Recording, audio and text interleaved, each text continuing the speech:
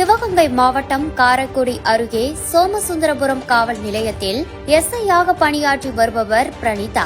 இரவில் காவல் நிலையத்தில் கோவில் நிலத்தில் சர்ச்சைக்குரிய கட்டுமானம் புகார் மனு தொடர்பாக விசாரணைக்கு வந்தவர்களுக்கு ஆதரவாக சோமசுந்தரபுரம் காவல் நிலையத்திற்கு விடுதலை சிறுத்தைகள் கட்சி வடக்கு மாவட்ட செயலாளர் இளைய கௌதமன் மற்றும் சிலர் வந்திருந்தனர். பெண் எஸ்ஐயிடம் புகார் மனு தொடர்பாக கேட்டபோது, நான் தற்போது இந்த மனுவை விசாரணை செய்ய முடியாது, உயர் அதிகாரிகள் விசாரிப்பார்கள், நான் வேறு காவல் நிலையத்திற்கு பணியிடை மாறுதல் செய்யப்பட்டுள்ளேன் என்று கூறிய நிலையில் எஸ்ஐயிடம் விசிக மாவட்ட செயலாளர் இளைய கௌதமன் உள்ளிட்டோர் தகராறு செய்துள்ளதாக கூறப்படுகிறது. மேலும் பெண் எஸ்ஐ என்றும் பாராமல் ஆபாசமாக பேசி காக்கி சட்டையை கழட்டி விடுவேன் என மிரட்டல் விடுத்ததாக கூறப்படுகிறது. தகராறு செய்ததில் தள்ளுமுள்ளு ஏற்பட்டு பெண் எஸ்ஐ பிரணீதா காயமடைந்து மயங்கி காவல் நிலையத்திலேயே கீழே விழுந்துள்ளார்.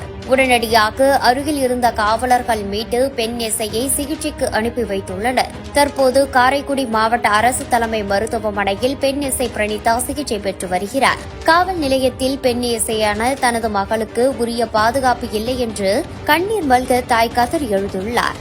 இளைய கௌதமம் சொல்லிட்டு அவரு கண்ணனை இன்னொருத்தர் மனோகரம் இவங்கெல்லாம் சேர்ந்து ஒரு 10 பேர் கும்பல் வந்து பிள்ளைய வந்து அரெஸ்ட் பண்ற மாதிரி சுத்தி ரவுண்ட் பண்ணிக்கிட்டு, அவளே இவளை உன்னை நீ எப்படி போறாயின்னு பாக்குறேன், உன்னைய கற்பகம் இசைய வந்து எப்படி நான் உன்னை தூக்கணும், அவளை தூக்கி விரட்டி விட்டேன், அதே மாதிரி உன்னையும் தூக்கி விரட்டி விட்டுருவேன், அவள் சட்டை பிடிச்சி கிழிச்சிருவேன் அப்படின்னு மரியாதை இல்லாம உன்னோட ஸ்டாரெல்லாம் கிழிச்சு போட்டுருவேன் அப்படின்னு சொல்லிட்டு அந்த பிள்ளைய ரொம்ப மரியாதை இல்லாம பேசி சட்டை பிடிச்சி இழுத்து கையெல்லாம் இப்படி கீறி போட்டு பிள்ளைய ரொம்ப கொடுமைப்படுத்திருக்கானுங்க.